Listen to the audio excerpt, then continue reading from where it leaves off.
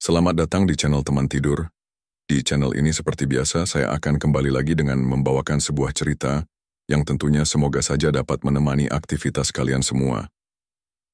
Yuk, daripada kita lama-lama langsung saja kita masuk ke dalam ceritanya. Pak Naryo bangun sebelum azan subuh berkumandang.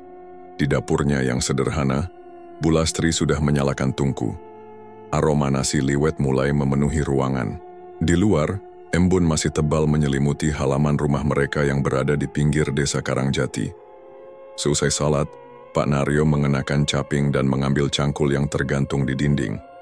Ia tak pernah absen mengunjungi sawahnya, tak peduli hujan atau panas. Sawah itu berada di ujung desa, dekat batas hutan kecil yang sudah lama tidak disentuh warga. Anaknya, Jatmiko, masih muda. Baru berusia 20 tahun dan lebih sering membantu saat sore. Pagi-pagi begini, Jatmiko masih tidur karena semalam membantu tetangga yang mengadakan selamatan. Setiap langkah menuju sawah, Pak Naryo melafalkan doa-doa pendek yang diajarkan mendiang kakeknya. Dia berhenti sejenak di pematang, menancapkan sebatang lidi kecil ke tanah, lalu menatap langit yang mulai terang. Bukan ritual aneh, hanya kebiasaan lama untuk menghormati penjaga tanah yang dia percayai memang ada. Sawah Pak Naryo tidak luas, tapi cukup untuk hidup sederhana. Tidak ada pupuk kimia, semua serba alami. Setiap sudut sawah dirawat dengan sabar, tanpa bantuan alat berat. Di salah satu pojok, berdiri sebuah gubuk tua, yang dulunya dipakai Mbah Wardo untuk berteduh dan menyimpan peralatan. Meskipun sudah lapuk, Pak Naryo tidak pernah merobohkannya.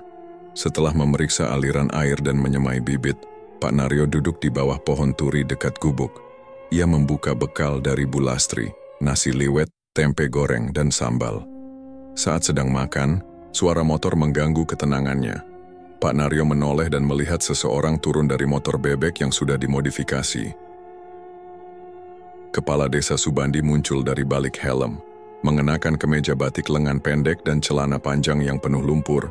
Di ujungnya, di belakangnya, dua orang pemuda dari dusun sebelah membawa peta dan berkas. "Wah, masih rajin juga Pak Naryo," sapa Subandi dengan senyum lebar, tapi nadanya tidak benar-benar ramah.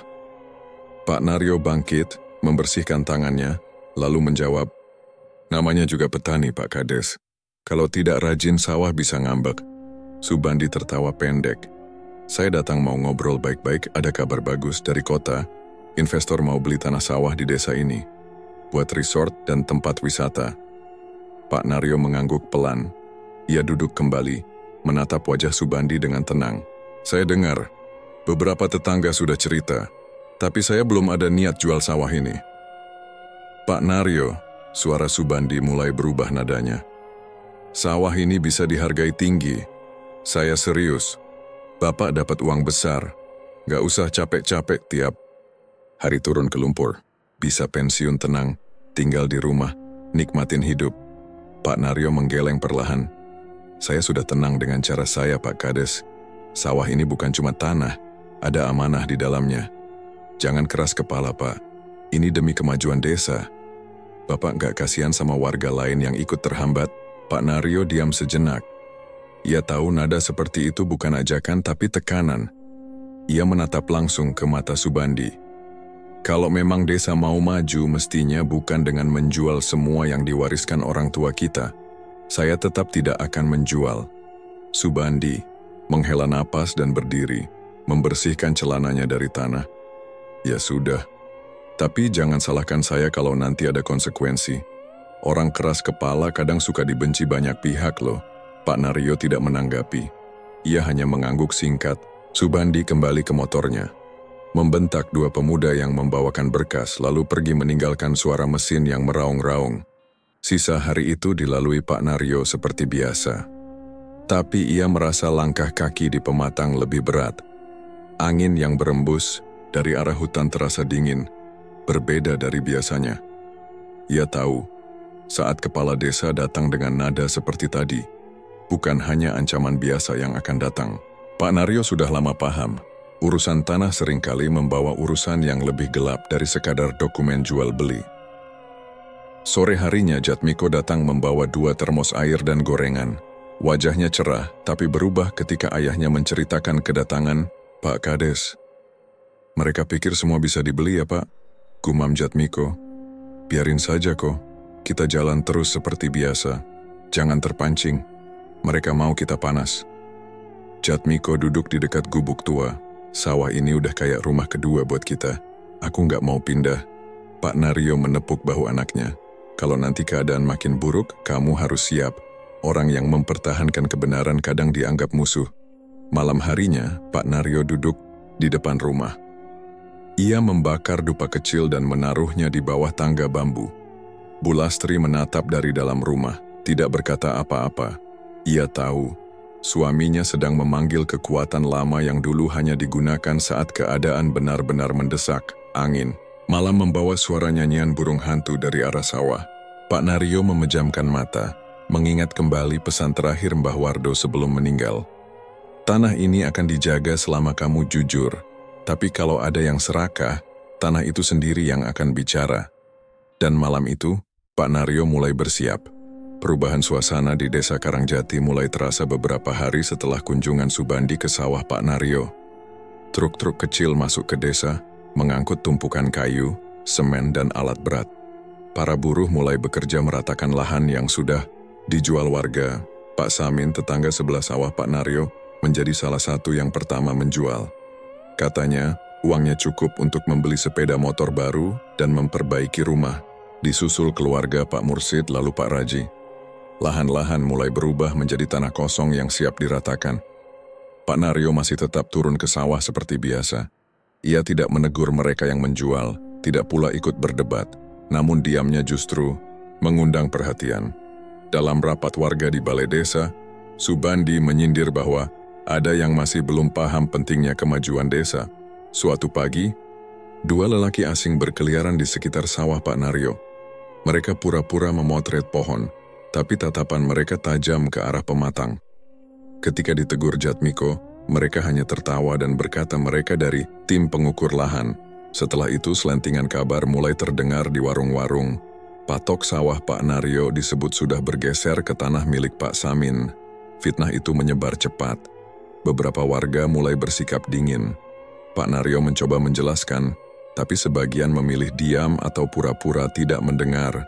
Mereka lebih percaya pada surat ukur dari tim bayaran Subandi, yang mencetak peta baru tanpa sepengetahuan pihak desa lainnya.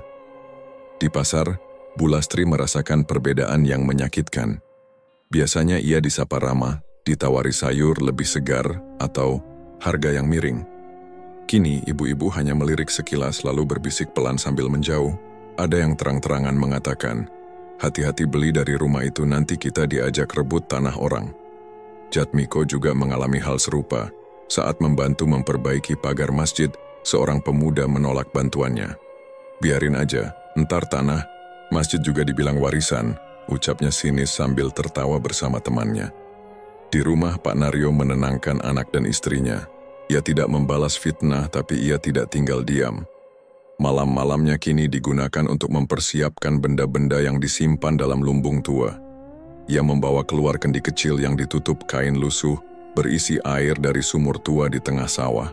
Ia taburkan garam kasar di tiap sudut halaman dan menanam 2 batang sirih di dekat pintu dapur. Bu Lastri, yang tahu kebiasaan suaminya itu bukan sekadar hiasan, hanya duduk diam. Mereka jarang membahasnya, tapi ia mengerti bahwa Pak Naryo sedang menjalankan ajaran lama. Bukan untuk menyakiti, tapi untuk melindungi. Suatu sore ketika Pak Naryo tengah memeriksa aliran irigasi, ia menemukan sehelai kain merah tergantung di batang padi. Benda itu tidak ada pagi harinya. Di dekatnya, ada jejak kaki telanjang yang tidak mengarah kemana-mana, seperti menghilang begitu saja. Pak Naryo mengubur kain itu dalam tanah dan menancapkan lidi bambu di atasnya. Beberapa hari kemudian, burung-burung mulai menjauh dari sawah Pak Naryo. Mereka berkerumun di lahan lain, meski padi di tempat Pak Naryo lebih tinggi dan subur. Suara jangkrik juga menghilang saat malam tiba. Sawahnya menjadi terlalu tenang. Sementara itu, Subandi semakin percaya diri. Ia menyewa beberapa pemuda dari luar desa untuk berkeliaran. Pura-pura jadi warga yang kesal karena tanah mereka diambil pelan-pelan oleh si tua keras kepala.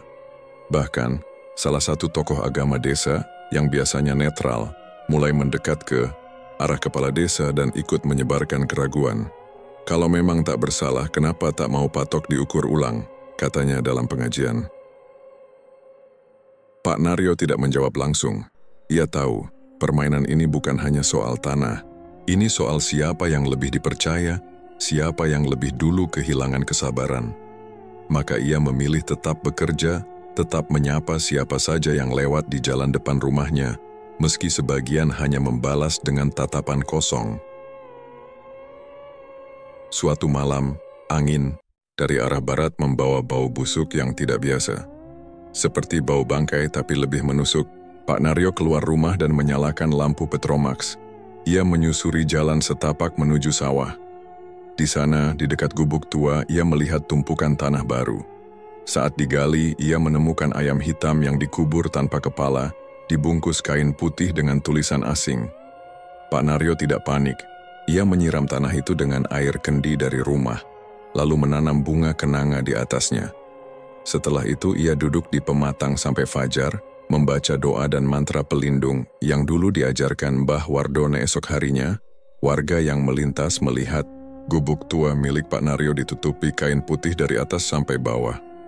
Beberapa mengatakan itu aneh, yang lain pura-pura tidak melihat. Subandi mulai gelisah karena warga masih tidak berani ikut menekan langsung. Ia mengumpulkan beberapa orang untuk membuat surat pernyataan bahwa patok sawah Pak Naryo telah berpindah. Mereka diminta tanda tangan dengan imbalan uang. Beberapa menolak, tapi yang lain ikut karena butuh uang atau takut pada kepala desa. Sementara itu Pak Naryo menyiapkan ladang baru kecil di belakang rumah. Ia menanam daun sirih, kelor, dan beberapa tanaman yang digunakan dalam ritual. Ia tahu apa yang sedang ia hadapi bukan hanya fitnah biasa. Sesuatu sedang dikirimkan ke tanahnya, dan ia harus bersiap untuk malam-malam yang lebih panjang. Malam itu suara gamelan terdengar samar dari arah sawah. Nadanya lambat dan berat seperti ditabuh oleh tangan yang lelah. Pak Naryo membuka pintu depan dan berdiri di teras. Tidak ada lampu yang menyala di rumah tetangga. Desa sunyi. Tapi suara gamelan tetap terdengar, makin lama makin jelas. Ia berjalan pelan ke arah pematang sambil membawa lampu Petromax. Langkahnya hati-hati. Saat sampai di ujung sawah, suara itu langsung berhenti seperti ada yang mematikan semuanya dalam satu hentakan. Pak Naryo berdiri diam, lalu menoleh ke lumpur. Ada jejak kaki. Bukan milik manusia, lebih kecil tapi memiliki bentuk jari seperti tangan. Jejak itu melingkar, lalu menghilang di pematang. Keesokan harinya, Pak Naryo tidak banyak bicara. Ia hanya membersihkan gubuk tua dan mengumpulkan beberapa benda dari lumbung belakang rumah. Di antara barang-barang itu ada kantong kecil berisi tanah dari sumur tua dan serpihan batu hitam yang dulu hanya digunakan saat keadaan darurat. Bu Lastri juga mulai menunjukkan tanda-tanda aneh. Tengah malam, ia terbangun dan duduk mematung di pinggir ranjang. Matanya terbuka tapi kosong. Bibirnya bergetar, mengucapkan kalimat yang tidak jelas. Ketika Pak Naryo mendekat, ia mendengar istrinya menggumamkan satu nama. Wardo, lindungi tanah ini. Wardo, jangan biarkan mereka menyentuh akar. Beberapa menit kemudian Bu Lastri tersadar. Ia kebingungan dan tidak ingat apapun. Tubuhnya gemetar, tapi tidak demam. Pak Naryo hanya memintanya beristirahat, lalu membakar kemenyan kecil di bawah ranjang. Ia tidak menjelaskan apa-apa. 2 hari kemudian, giliran Jatmiko mengalami hal serupa. Ia baru saja pulang dari ladang saat mendadak jatuh di depan rumah. Tubuhnya panas luar biasa, meski malam itu angin kencang dan hujan gerimis. Ia menggigiti lidah sendiri, sambil menggeliat seperti orang kesurupan. Pak Naryo menahannya dan membacakan doa pelindung sambil menyiramkan air kendi ke kepalanya. Setelah beberapa jam, panas tubuh Jatmiko turun. Saat ia sadar, wajahnya pucat. Ia bercerita bahwa dalam mimpi, ia dikejar sosok tinggi yang berselimut kabut. Wajahnya tak terlihat, tapi mulutnya berbisik, "Ini bukan tanahmu lagi, pergi." Pak Naryo mengangguk. Ia tidak terkejut. Baginya ini bukan sekadar mimpi buruk. Ia yakin gangguan ini bukan dari alam biasa. Terlalu teratur, terlalu tajam menyerang titik lemah keluarganya. Ia mulai menduga Subandi tidak bekerja sendiri. Mungkin ada bantuan dari makhluk yang disewa dengan cara kotor. Malam harinya Pak Naryo pergi ke gubuk tua seorang diri. Ia membawa sesaji, air dari sumur batu, 3 butir telur ayam kampung, bunga kenanga, dan selembar kain hitam peninggalan Mbah Wardo. Ia meletakkan semuanya di atas batu datar di pojok gubuk, lalu menyalakan dupa kering yang baunya menyengat tapi tidak memuakkan. Udara di dalam gubuk terasa lebih berat. Angin seolah berhenti bergerak. Di luar, dedaunan tetap tak bergoyang. Pak Naryo duduk bersila, lalu memejamkan mata. Ia mengulang mantra pelindung yang diwariskan turun-temurun. Bukan mantra untuk menyerang, tapi untuk menjaga. Ia tahu, jika tidak segera diperkuat, sawah itu akan menjadi celah terbuka bagi kekuatan lain untuk masuk. Beberapa saat kemudian terdengar suara dari luar gubuk, seperti langkah kaki di atas lumpur, tapi tidak ada bayangan. Pak Naryo tidak membuka mata. Ia terus membaca, menahan rasa dingin yang mulai menjalar dari kaki ke leher. Bau amis tiba-tiba muncul, bercampur dengan bau dupa. Itu tanda bahwa sesuatu memang sedang mendekat. Pak Naryo tidak gentar. Ia tahu betul, selama ia tidak menyerang duluan, makhluk itu tak akan bisa masuk. Tapi ia juga sadar, kalau gangguan ini diteruskan, bukan hanya tanahnya yang terancam, keluarganya bisa hancur pelan-pelan. Setelah 1 jam, suasana kembali tenang. Dupa habis terbakar, dan angin mulai bertiup lagi. Pak Naryo membuka mata, lalu mengubur sisa sesaji di belakang gubuk. Ia menancapkan lidi runcing ke 4 penjuru sawah sebagai batas pelindung. Namun keesokan paginya, lidi-lidi itu hilang. Tidak patah, tidak jatuh, benar-benar lenyap. Di salah satu sudut sawah, Pak Naryo menemukan sisa kain hitam kecil yang terbakar sebagian. Itu bukan kain yang dia pakai semalam. Warnanya lebih pekat dan bau belerangnya menyengat. Siangnya, seekor ayam milik Pak Naryo ditemukan mati dengan mata terbuka. Lehernya tidak putus tapi kaku. Jatmiko yang menemukannya langsung mual. Pak Naryo mengambil ayam itu dan menguburnya tanpa komentar. Hari-hari berikutnya tidak lebih baik. Setiap malam, suara langkah di atap rumah terdengar, meski tidak ada siapapun. Pintu belakang terbuka sendiri tepat pukul 2 dini hari. Lampu minyak padam sendiri meski sumbunya baru diganti. Pak Naryo tahu, ini bukan lagi gangguan kecil.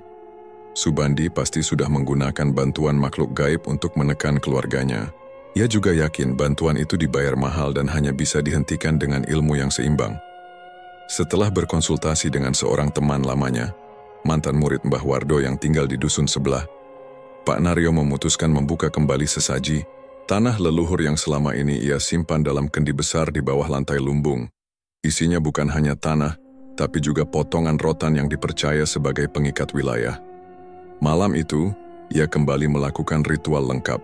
Kali ini, ia menanam rotan di titik pertemuan antara pematang, sumber air, dan ujung gubuk. 3 tempat itu dianggap sebagai titik hidup sawah, pusat kekuatan tanah warisan. Ritual itu memakan waktu hingga fajar. Saat ayam berkokok pertama, angin besar bertiup dari arah barat. Bambu belakang rumah bergemerisik keras dan suara tangisan terdengar samar dari arah sungai kecil. Pak Naryo tahu itu bukan pertanda buruk. Itu peringatan bahwa pihak lawan menyadari perlawanan sudah dimulai. Pagi itu warga desa Karangjati dikejutkan dengan pengumuman dari balai desa. Lewat pengeras suara, Subandi memanggil seluruh warga untuk hadir dalam pertemuan mendadak. Di depan balai desa sudah berdiri 2 orang berseragam rapi, mengaku sebagai tim pengukur tanah dari kota. Di tangan mereka tergenggam gulungan peta, lengkap dengan dokumen yang terlihat resmi. Pak Naryo yang sedang memperbaiki saluran air di sawah mendengar kabar itu dari tetangganya. Ia hanya mengangguk singkat lalu berjalan pulang untuk mengganti baju. Beberapa menit kemudian bersama Jatmiko ia berangkat ke balai desa. Pulastri tidak ikut. Ia hanya duduk di teras rumah dengan pandangan kosong ke arah jalan. Di halaman balai desa warga sudah berkumpul. Subandi berdiri di atas panggung, kecil yang biasa dipakai saat perayaan 17-an. Di sebelahnya salah satu dari petugas pengukur tanah membuka dokumen, lalu membentangkan peta batas desa. Berdasarkan hasil pengukuran terbaru, kata Subandi lantang, Sawah milik Pak Naryo ternyata melanggar batas tanah yang sah. Sebagian area ternyata masuk ke tanah milik Pak Rudi dan Bu Mina. Suara bisik-bisik langsung menyebar. Beberapa warga terlihat bingung. Pak Rudi dan Bu Mina hanya menunduk, tak banyak bicara.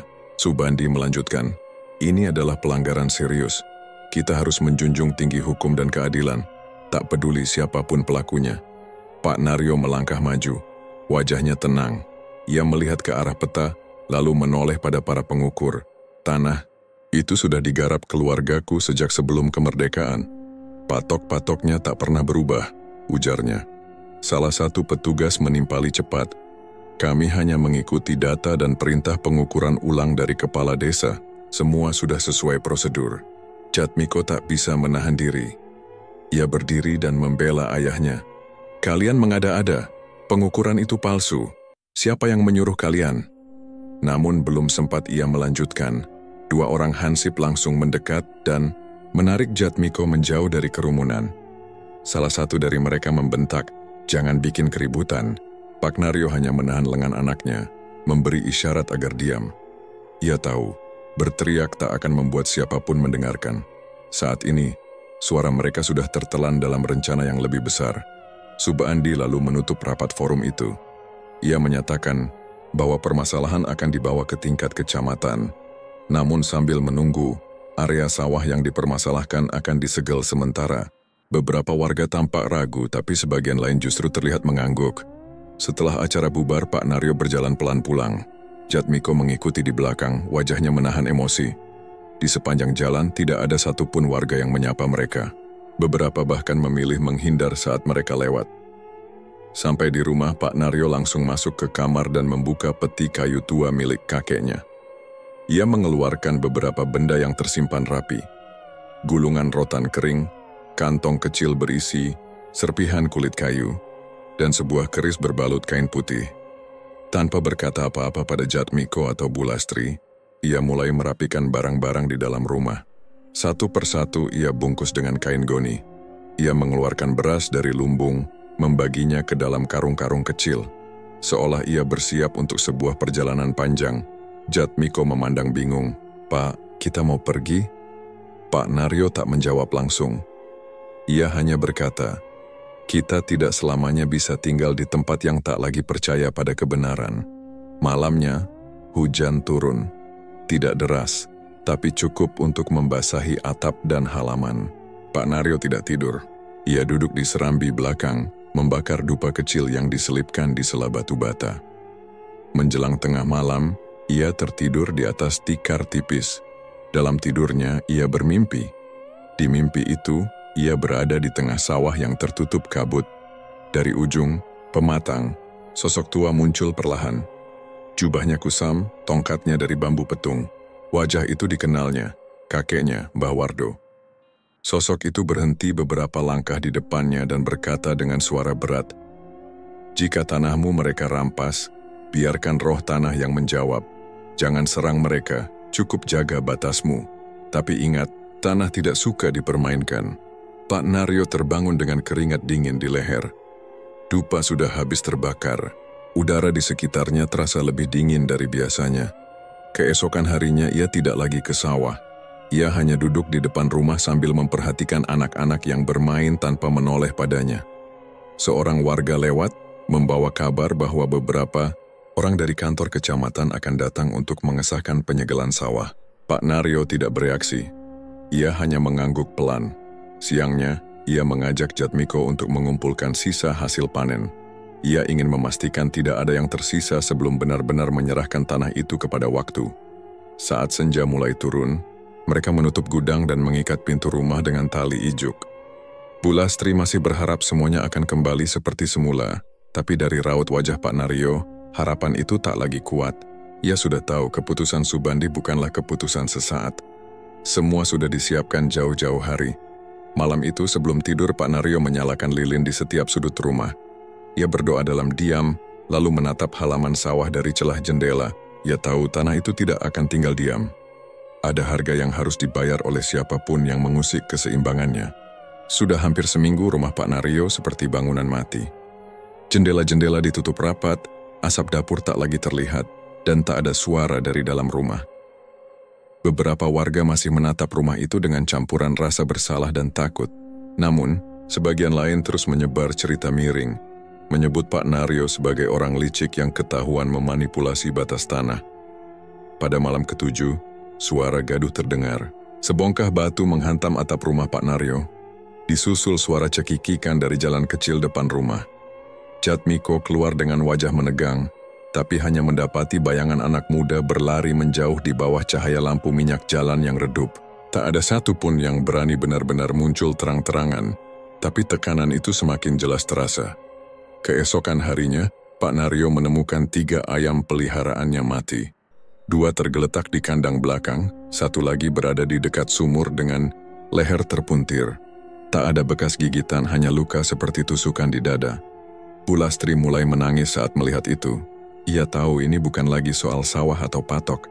Ini sudah berubah jadi pengusiran perlahan. Warga tak bicara, tapi perlakuan mereka sudah cukup jadi sinyal bahwa keluarga mereka tak lagi diterima. Siangnya, Pak Naryo mulai memasukkan barang ke dalam karung. Pakaian, beras, beberapa alat bertani yang masih bisa dibawa. Jatmiko membantu dalam diam. Tidak ada percakapan panjang. Mereka tahu keputusan sudah bulat. Sore menjelang, saat matahari mulai turun, Pak Naryo berdiri di depan rumah dengan wajah yang tak menunjukkan amarah atau sedih. Ia hanya menatap satu arah, balai desa. Di sana seperti sudah menunggu, Subandi berdiri sambil menyender di tiang. Tangannya menyulut rokok, bibirnya menyunggingkan senyum yang terasa sinis. Ketika Pak Naryo mulai berjalan meninggalkan rumah, warga mulai keluar dari rumah masing-masing. Tidak ada yang menahan, tak satu pun yang menyapa. Pak Naryo menghampiri Subandi dan berhenti beberapa langkah di depannya. Tanah bukan hanya soal ukuran dan batas. Kau boleh ambil semua yang bisa kau ukur, tapi kau tak bisa ambil semua yang tak kau pahami, kata Pak Naryo dengan suara pelan tapi tegas. Subandi mendekat, mencoba menunjukkan sikap menang. Namun sebelum sempat berkata, Pak Naryo menatap lurus ke matanya dan berkata, kebenaran akan menemukan jalannya. Suatu saat semua orang akan tahu.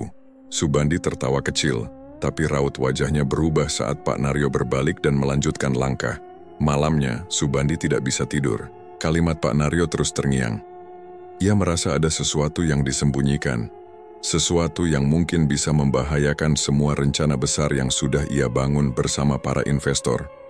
Tak ingin ambil risiko, Subandi memanggil 2 orang suruhannya, Darmo dan Leman. Keduanya dikenal sebagai tangan kanan Subandi saat menyelesaikan urusan gelap. Mereka diperintahkan untuk mengikuti kemana Pak Naryo pergi dan memastikan bahwa tidak ada yang bisa dibawa keluar dari desa, terutama jika itu berkaitan dengan rahasia lama sawah keramat. Darmo dan Leman mengikuti jejak keluarga Pak Naryo yang berjalan ke arah hutan kecil di selatan desa, di mana jalan setapak menuju desa sebelah dimulai. Mereka menjaga jarak, hanya menampakkan diri sesekali dari kejauhan. Namun, tak lama setelah keluarga itu hilang dari pandangan, sesuatu mulai terasa aneh. Kabut turun cepat, meski malam masih muda. Suara jangkrik menghilang, Leman berhenti dan menoleh ke arah belakang. Ndak biasa kabut turun gini, Darmo, gumamnya. Darmo menyuruh diam. Mereka terus berjalan sambil mengikuti jejak di tanah yang makin becek. Langkah kaki semakin berat. Aroma lumpur dan sesuatu yang basi mulai tercium. Tiba-tiba, dari arah kiri jalur, terdengar suara ranting patah. Leman menoleh cepat. Tidak ada apa-apa. Tapi saat ia kembali memandang ke depan, Darmo sudah tidak ada. Darmo? Panggil Leman pelan. Tak ada jawaban. Ia menoleh ke sekeliling. Kabut makin tebal. Pandangannya hanya sekitar 1 meter ke depan. Nafasnya mulai sesak. Ia memutar badan dan mulai melangkah kembali ke arah desa. Tapi setiap langkah seperti tertahan, seolah tanah menarik kakinya. Teriakannya hilang di telan kabut. Pagi harinya, kabar sampai ke Subandi bahwa kedua orang suruhannya tidak pulang. Warga menemukan 2 pasang sandal di tepi hutan, berlumur lumpur dan basah seperti habis direndam semalaman. Tak ada jejak darah, tak ada tanda perlawanan, hanya kesunyian. Subandi menolak menyebarkan berita itu ke warga. Ia hanya memerintahkan beberapa hansip untuk menyisir hutan. Tapi pencarian itu tidak menemukan hasil. Beberapa orang bahkan merasa tak nyaman melanjutkan pencarian saat merasakan hawa aneh di dalam hutan. Warga mulai membicarakan hal itu diam-diam. Nama Pak Naryo kembali disebut-sebut. Bukan karena dianggap bersalah, tapi karena orang-orang mulai merasa ada sesuatu yang memang tak bisa dilawan dengan kekuasaan. Di rumahnya, Subandi mulai gelisah. Ia menatap peta sawah yang tergantung di dinding. Tanda merah yang menunjukkan batas baru terasa seperti mengancam, bukan menjanjikan. Ia mulai bermimpi buruk didatangi sosok-sosok tak dikenal yang berdiri di tengah lumpur, menunjuk ke arah rumahnya. Meski Pak Naryo telah pergi, kehadirannya belum benar-benar hilang. Dan itu yang mulai membuat Subandi merasa kalah, bukan karena tanah yang belum dikuasai penuh, tapi karena rasa takut yang pelan-pelan tumbuh dari hal yang tak bisa ia lihat. Subandi berdiri di atas tanah yang dulu dikuasai Pak Naryo. Raut wajahnya puas. Setelah keluarga petani tua itu pergi, ia segera mengklaim sawah tersebut dan memasukkannya ke dalam rencana proyek besar bersama investor kota. Petugas pengukur, tanah yang ia bayar kembali mengatur peta baru, dan dalam seminggu alat-alat berat mulai berdatangan ke lahan. Namun, sejak alat berat pertama menyentuh batas sawah itu, gangguan aneh mulai muncul. Traktor yang baru saja dihidupkan tiba-tiba mati total. Mesin tidak menyala meski bahan bakar penuh dan kabel dalam kondisi baik. Operatornya, seorang pria dari luar kota, mendadak pingsan. Ketika sadar, ia menjerit-jerit dan berteriak seolah melihat sesuatu mengejarnya. Ia minta segera dipulangkan. Seorang pekerja lokal yang bertugas menggali saluran air mengeluh tentang bau busuk yang muncul dari dalam tanah. Awalnya dikira bangkai hewan, tapi bau itu tetap ada meski galian ditimbun kembali. Sehari kemudian, ia jatuh sakit, badannya menggigil dan tak bisa menggerakkan kaki. Pekerjaan sempat dihentikan sementara. Subandi menganggap semuanya kebetulan. Ia menenangkan para pekerja, memberi uang tambahan, dan memastikan bahwa semuanya aman. Ia bahkan memanggil dukun lokal untuk membersihkan lokasi. Tapi gangguan terus terjadi. Pada hari ketiga, seorang pekerja mencoba memindahkan batu nisan kecil yang ada di pojok sawah. Batu itu dulunya dianggap sebagai tanda makam leluhur tua.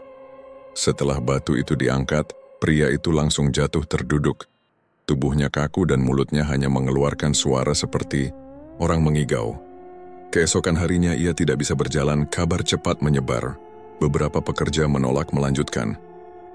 Investor kota yang awalnya sangat antusias mulai ragu. Mereka menerima laporan dari mandor bahwa beberapa tukang memilih pulang, dan peralatan sering rusak tanpa sebab jelas. Aroma busuk dan suara-suara aneh di malam hari menambah ketegangan. Investor akhirnya menarik diri. Mereka tak mau ambil risiko proyek gagal karena hal-hal yang tidak bisa dijelaskan. Subandi marah besar. Ia menuduh semua orang berlebihan. Menurutnya ini hanya cara orang-orang kampung untuk menakut-nakuti agar proyek batal. Ia menantang sendiri semua cerita itu. Tanpa memberitahu siapapun, Subandi mendatangi sawah itu sendirian saat matahari hampir tenggelam. Ia membawa cangkul dan senter kepala. Ia berdiri di tengah lahan, tepat di lokasi yang dulu dijaga paling ketat oleh Pak Naryo. Dulu di tempat itu, terdapat pohon randu kecil yang kini sudah ditebang. Subandi yakin bahwa jika ada sesuatu yang disembunyikan oleh Pak Naryo, pasti di situ letaknya. Ia mulai menggali. Tanah keras dan berbau lembab. Serangga kecil berlarian dari permukaan, tapi Subandi terus menggali lebih dalam. Suara cangkul menghantam tanah terdengar berulang-ulang. Setelah menggali sekitar setengah meter, cangkulnya membentur sesuatu keras. Ia berhenti, menyalakan senternya, lalu mengais perlahan dengan tangan. Ternyata bukan batu. Benda itu terlihat seperti tulang. Panjang, berwarna kecoklatan dan terlihat rapuh. Subandi terus menggali di sekitarnya hingga tampak potongan-potongan lain. Tulang rusuk, potongan tengkorak dan kain putih kusam yang dibungkus di antara sisa-sisa kerangka itu. Kain itu tidak membusuk seperti yang lain. Warnanya memang pudar, tapi masih utuh. Saat dibuka terlihat aksara aneh yang tak ia mengerti. Aksara Jawa tapi ditulis dengan susunan yang tidak biasa. Di salah satu sudutnya terlihat tanda merah seperti bercak darah kering. Subandi terdiam, angin mendadak berhembus kencang. Pohon-pohon kecil di sekitar sawah bergoyang hebat, dan suara desis seperti orang berbisik terdengar dari kejauhan. Ia berdiri dengan nafas terengah. Keringat dingin mengalir di pelipis meski udara terasa dingin. Senter kepala yang ia pakai tiba-tiba mati. Ia panik, mencoba menyalakannya kembali, tapi gagal. Cangkul yang ia pegang terjatuh karena tangannya bergetar. Ia melihat ke sekeliling, tapi hanya kegelapan dan bayangan samar. Tiba-tiba di salah satu sudut sawah, muncul cahaya redup seperti api kecil. Cahaya itu bergerak perlahan seolah mengitari sawah. Lalu dari arah berbeda, muncul lagi cahaya serupa. Jumlahnya bertambah dan seolah membentuk lingkaran. Subandi merasa dadanya sesak. Ia mundur, tapi kakinya terperosok ke dalam lubang galian yang ia buat sendiri. Ia jatuh terduduk, wajahnya nyaris menempel ke tulang yang baru saja ia temukan. Dari balik kabut yang mulai turun, terdengar suara berat seperti suara orang tua yang lelah namun marah. Tanah ini bukan milikmu, keringat yang menumbuhkannya bukan keringatmu.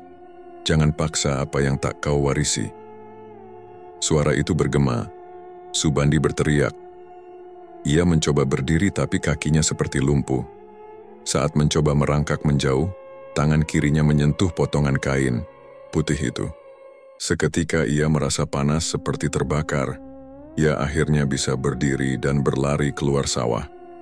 Tak menoleh ke belakang, tak peduli dengan alat-alat berat yang tertinggal. Ia pulang dengan pakaian kotor, wajah pucat, dan nafas tercekat. Di rumah, ia dikurung dalam kamar. Wajahnya tak lagi percaya diri. Ia tak bicara kepada siapapun selama 2 hari. Setiap malam ia mengigau, menyebut nama Pak Naryo dan Mbah Wardo. Warga mulai berbisik. Beberapa orang mengaitkan peristiwa itu dengan pesan terakhir Pak Naryo, bahwa tanah bisa menjawab. Dan kini, jawabannya mulai muncul. Setelah kejadian di sawah malam itu, Subandi berubah. Ia jarang keluar rumah. Bila pun muncul, tubuhnya gemetar, wajahnya pucat, dan matanya seperti tak fokus. Orang-orang yang dulu dekat dengannya mulai menjauh karena Subandi sering bicara sendiri atau tertawa tanpa sebab. Istrinya mencoba membawa Subandi berobat, tapi dokter desa tidak menemukan gejala fisik. Hanya gangguan tidur berat dan tekanan batin yang parah. Tapi warga tahu ini bukan sekadar tekanan pikiran. Gangguan itu datang setelah ia menggali bekas tanah Pak Naryo sendirian. Subandi mengaku melihat bayangan Pak Naryo setiap kali ia menatap cermin di rumahnya. Kadang sosok itu muncul diam, kadang bergerak seperti berjalan mendekat, walau saat ia menoleh ke belakang, tidak ada siapa-siapa. Gangguan itu semakin menjadi-jadi ketika ia mengaku ponselnya memutar suara gamelan sendiri pada tengah malam, padahal tidak ada aplikasi musik terbuka. Ia juga mengigau di tidur, menyebut-nyebut soal mata ketiga di tengah lumpur, membuat istrinya ketakutan dan beberapa kali memanggil ustaz untuk membacakan doa. Desa Karangjati mulai berubah sejak itu. Sawah yang tadinya sudah dibeli Subandi untuk proyek tak lagi disentuh. Setelah kejadian pekerja kerasukan dan penggalian tulang, tidak ada satupun warga yang berani mendekat ke lahan itu, bahkan hanya untuk memotong rumput.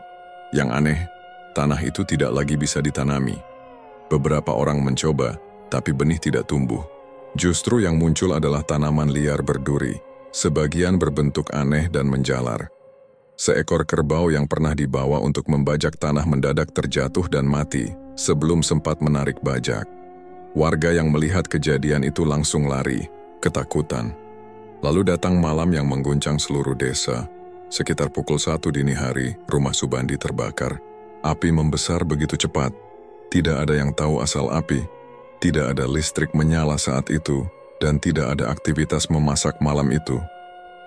Tetangga yang melihat api pertama kali segera memanggil warga lain untuk membantu. Ketika api padam, Subandi ditemukan duduk di belakang rumah. Badannya hangus sebagian, tapi ia masih hidup. Ia tidak bicara satu patah kata pun selain terus menggumam. Dia berdiri di pematang, menatapku. Tanah ini bukan milikmu.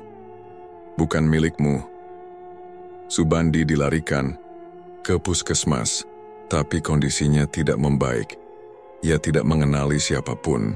hanya bisa berteriak bila dibawa dekat dengan lumpur atau tanah basah. Ia seperti anak kecil yang ketakutan dan tak pernah kembali normal.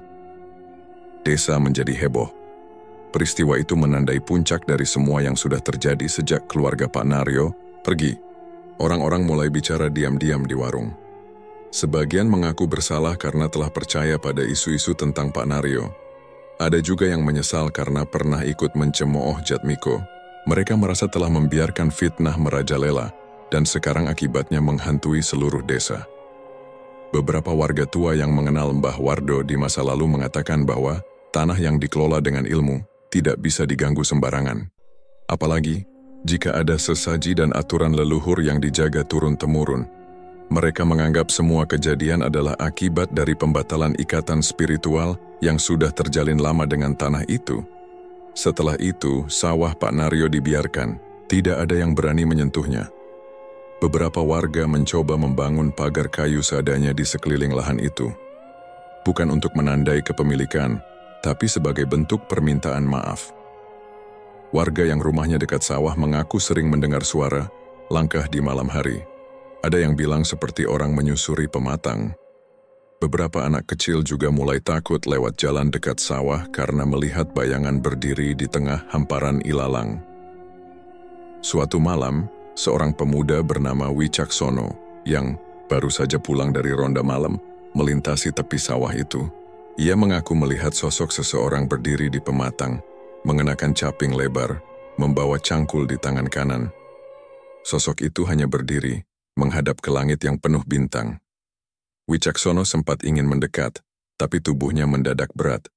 Langkahnya melambat sendiri seolah tubuhnya menolak maju. Dari jarak beberapa meter ia mendengar suara pelan yang sangat jelas seperti seseorang berbicara tepat di samping telinganya. Tanah ini bukan untuk dijual. Suara itu membuat bulu kuduknya berdiri.